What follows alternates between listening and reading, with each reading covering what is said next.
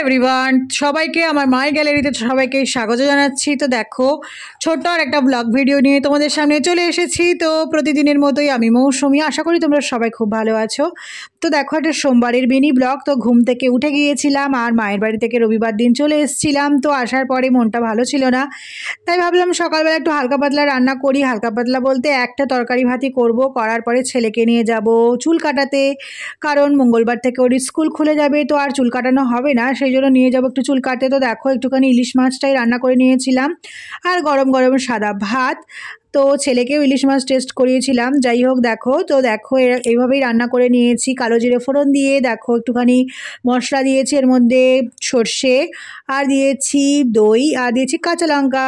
তো পেস্টটা দিয়ে ভালো করে নাড়াচাড়া করে দেখো কাঁচা মাছটাকেই দিয়ে দিয়েছিলাম, মানে লবণ হলুদ দিয়ে ম্যারিনেট করে রেখেছিলাম। তো সেই মাছটাই দিয়ে দিয়েছি আর ঢেকে ঢেকে রান্না করেছি দেখো। আর গোটা লঙ্কা দিয়েছি যাতে ঝালটা একটু কম থাকে। তো দেখো, এটাই ছিল আমার লাস্ট প্রিপারেশন, মানে দুপুরে খাওয়ার জন্য এটাই করেছিলাম জাস্ট। তো আর কিছুই করিনি, কারণ ভালো লাগছিল না, তোমাদেরকে বললাম মনটা খারাপ ছিল।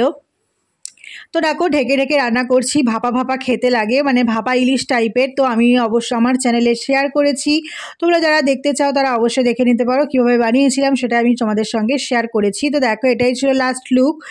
তো এটা দিয়েই খাওয়া হয়ে গিয়েছিল দুপুরে। আর দেখো, তারপরে রান্না করার পরে চলে গিয়েছিলাম ছেলেকে নিয়ে চুল কাটার জন্য। তো প্রচণ্ড রোদ্দুর ছিল, ভালো লাগছিল না। আর দেখো, ছেলেকেই চুল কাটতে দিয়ে দিয়েছি আর ও বসে গল্প করছে আর চুল কাটছে। তো যাই হোক, চুল কাটার পরে ওকে বাড়ি নিয়ে চলে আসবো, এসে স্নান করে তারপরে ওকে খাইয়ে দেবো, কারণ দেরি হয়ে যাচ্ছিল বেশ। তখন প্রায় 12:30 মতো বেজে গিয়েছিল। আর দেখো, এদিকে আমার থালি রেডি হয়ে গেছে। তো ইলিশ মাছ মানে বুঝতেই পারছো এরকমভাবেই খেতে হবে। তো দারুণ হয়েছিল খেতে। তো দেখো, তারপরে আর কোনো ব্লগ করিনি। তারপরে একটুখানি ঘুমিয়ে নিয়েছিলাম। ঘুমানোর পরে দেখো, একটু সন্ধ্যাবেলা খেয়েছিলাম কেক নিয়ে আসা হয়েছিল। তো সেই জন্য তো দেখো, কেকটা দারুণ ছিল।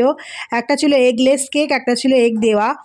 তো এটা খেতে খুব দারুণ লেগেছে। আর চকলেট কেক আমার ছেলের খুবই পছন্দ, আমারও খুবই পছন্দ। তো যাই হোক, দেখো একটুখানি দুজনে মজা করে খেয়ে নিলাম। আর ব্লগটা আর কন্টিনিউ করিনি, সোমবারটা এই পর্যন্তই শেষ করে দিয়েছিলাম। তো দেখো, এটা মঙ্গলবারের একটা ব্লগ। তো মঙ্গলবার দিন সকালবেলা ঘুম থেকে খুব তাড়াতাড়ি উঠে গিয়েছিলাম, কারণ ছেলের স্কুল আছে বললাম। তো ছেলেকে স্কুলে নিয়ে যাব, সেই জন্য হালকা পাতলা রান্না করেছি, মানে একদম হালকা। রবিবার দিন চিকেন খাওয়া হয়েছিল আর সোমবার খেলাম ইলিশ মাছ। তো ভাবলাম চলো একটু হালকাই খাওয়া যায়। তো সেই জন্য দেখো, উচ্ছে সেদ্ধ দিয়ে দিয়েছি ছেলের জন্য। আর দেখো, এটা ফুলকপি আলু ভাজা করব আর ডাল বানাবো। আর পেঁপে দিয়ে মানে মুসুর ডাল করব। আর পেঁপে দিয়ে ডাল খেতে বেশ ভালোই লাগে, কারণ ছেলেকে তো পেঁপেটা খাওয়াই। তো সেই জন্য তো দেখো, আমার দিকে ভাজা কমপ্লিট হয়ে গেছে। আর ডিম ভাজা করে নিয়েছি, কারণ ওর পাপার জন্য সব রেডি করে যেতে হয়। তো সেই জন্য দেখো রেডি করে নিয়েছি। আর দেখো, ডালও করে নিয়েছি। আর দেখো, উদ্দেশ্যে বেরিয়ে গেছি ছেলেকে নিয়ে স্কুলে যাওয়ার উদ্দেশ্যে, কারণ ছেলেকে নিয়ে একটু তাড়াতাড়ি বেরিয়ে গিয়েছিলাম। তো দেখো, আর সেদিন আমি প্রচণ্ড ছোটাছুটি করেছি, মানে স্থিরভাবে বসতেই পারিনি। এটা কেনা মানে বাজার করা ছিল না আমার, তো বাজারটাও করে নিয়েছিলাম, একটু অল্প স্বল্প করে বাজারটা করে নিয়েছিলাম।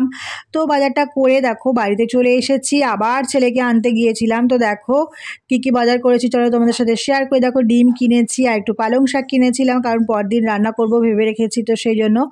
তো দেখো, একটুখানি আদা রসুন পেঁয়াজ আলু এগুলো কিনে নিয়ে রেখে আবার চলে গিয়েছিলাম ছেলেকে আনতে, কারণ ছুটি হয়েছিল দোকান। দেখো, দরজা বন্ধ ছিল বলে আমি লাইট জ্বালিয়ে তোমাদেরকে দেখাচ্ছি। আর মাছও নিয়ে চলে এসেছিলাম একটুখানি, কারণ পরের দিন রান্না করব কি, তো সেই জন্য। তো দেখো, মাছও নিয়ে এসেছি, তেলাপিয়া মাছ ছিল একটা আর ছিল ভোলা মাছ।